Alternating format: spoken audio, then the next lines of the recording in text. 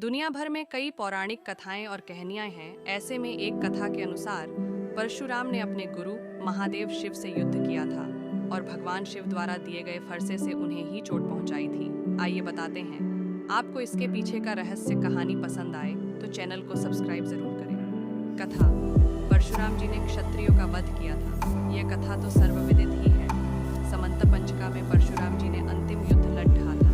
यहीं पर परशुराम जी ने हजारों क्षत्रियों का वध किया था तथा उनके खून से 5 तालाब भर दिए थे। तथा इसके बाद परशुराम जी ने अपना रक्त रंजित पर शुद्ध होया एवं शस्त्र नीचे रखे थे। संहार और हिंसा से वे थक चुके थे।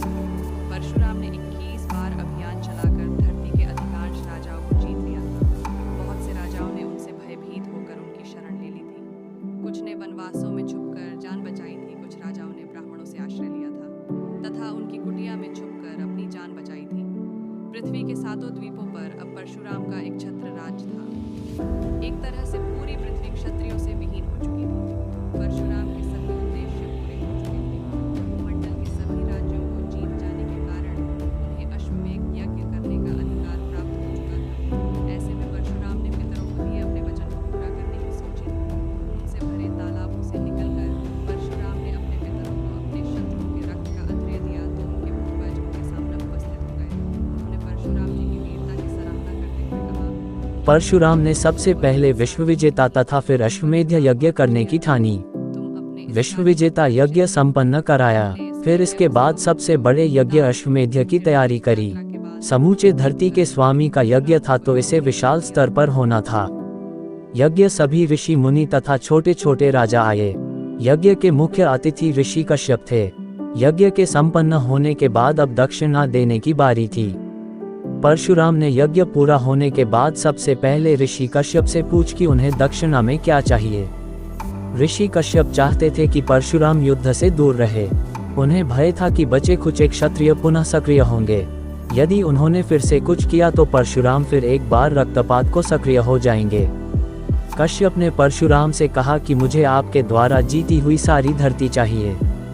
परशुराम जी ने 7 द्वीप वाली धरती कश्यप को दान कर दी तथा उनके पितरों की एक आज्ञा और शेष रह गई थी, जिसकी पूर्ति के लिए वे तीर्थ यात्रा पर निकल पड़े तथा कश्यप के संरक्षण में पृथ्वी जाने से वे बहुत खुश थे।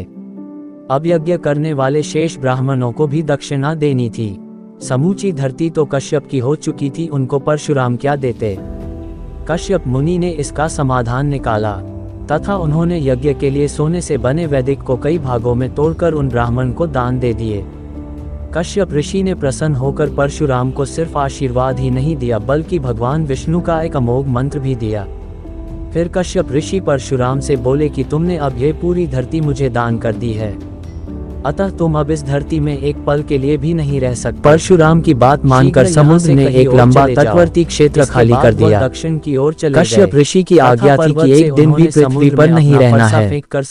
अतः परशुराम ने निर्णय कर लिया कि दिन में तो वे धरती पर रहेंगे, वहां तक समुद्र, परंतु रात वे महेंद्र पर्वत पर गुजारेंगे। वे रात होने से पहले ही मन के वेग से महेंद्र पर्वत पर पहुंच जाते थे। इसके साथ एक उन्होंने अपनी अधूरी तीर्थ यात्रा फिर से शुरू करी। यात्रा के समय जब परशुराम एक जगह पर विश्राम के लिए रुके तो उन्हें अपने गुरु भगवान शिव के वचन की याद आने लगी। परशुराम उन दिनों शिव से शिक्षा ग्रहण कर रहे थे। भगवान शिव अपने शिष्य को परखने के लिए परशुराम की समय समय पर परीक्षा लिया करते थे। एक दिन शिव ने परशुराम की परीक्षा लेने के लिए नीति के विरुद्ध कुछ कार्य करने का आदेश दिया। पहले परशुराम को कुछ संकोच हुआ, परंतु फिर उन्होंने भगवान शिव से साफ साफ कह दिया कि वे वह कार्य नहीं करेंगे जो नीति के विरुद्ध हो। वह लड़ने को खड़े हो गए और समझाने बुझाने से भी नहीं माने। महादेव शिव से ही भीड़ गए। भगवान शिव और परशुराम दोनों के मध्य भयंकर युद्ध छिड़ गया। परशुराम ने पहले बाणों से शिव पर प्रहार किया, जो शिव ने अपने त्रिशूल से बाणों को काट डाला। अंत में अति क्रोधित परशुराम ने अपने फरसे का प्रयोग किया। परशुराम ने महादेव शिव पर उनके ही दिए फरसे से प्रहार कर दिया। क्योंकि शिव को अपने अस्त्र का मान रखना था, उन्होंने उस अस्त्र के प्रहार को अपने ऊपर ले लिया। भगवान शिव के मस्तक पर बहुत गहरी चोट लगी। भगवान शिव के एक नाम खंड परशु का यही रहस्य है। भगवान शिव ने परशुराम के फरसे के उस प्रहार का बुरा नहीं माना।